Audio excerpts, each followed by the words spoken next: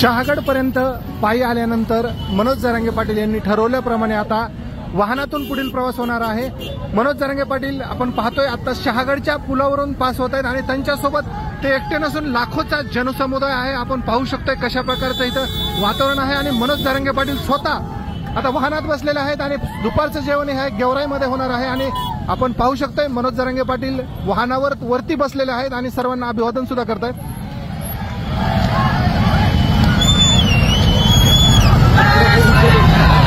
मनोज जरांगे पाटील यांनी स्वतः तुळजाभवानीची जी कवळेची माळ आहे ती माळ घालून मुंबईकडे पाटलांची कूच सुरू आहे।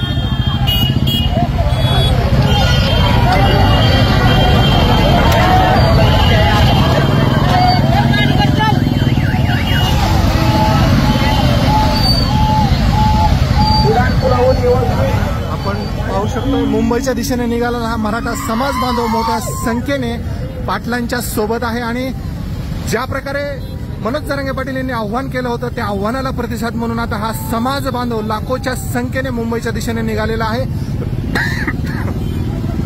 आंतरवरी ते शहागडपर्यंत पायी चालल्यानंतर ठरल्याप्रमाणे आता सर्वजण वाहनातून पुढील प्रवास करणार आहेत। सध्या शहागड ते गेवराई असा प्रवास हा त्यांचा वाहनातून होणार आहे। गेवराईमध्ये जेवणाची सोय आहे आणि यानंतर रात्रीचा मुक्काम जो आहे तो शहागडमध्ये माथोरी या ठिकाणी होणार आहे आणि माथोरी परिसरात जाईपर्यंत जी संख्या आहे ती मोठ्या प्रमाणात वाढणार आहे। कारण की आपण जर पाहिलं तर गेवराईमधून सुद्धा मोठा समाज बांधव या महामोर्चामध्ये सहभागी होणार आहे। आपण पाहू शकतो कशा प्रकारे समाज बांधव आहे तो मोठ्या उत्साहामध्ये मुंबईकडे कूच करतोय। वेगवेगळी वाहनं सोबत घेतलेली आहेत। ज्या प्रकारे कुठेही काही सोय नसली तरी त्या ठिकाणी स्वतः राहण्याची सोय असेल जेवणाची सोय असेल त्या अनुषंगाने सर्व समाज बांधवांनी त्या ठिकाणी सोय केली आहे।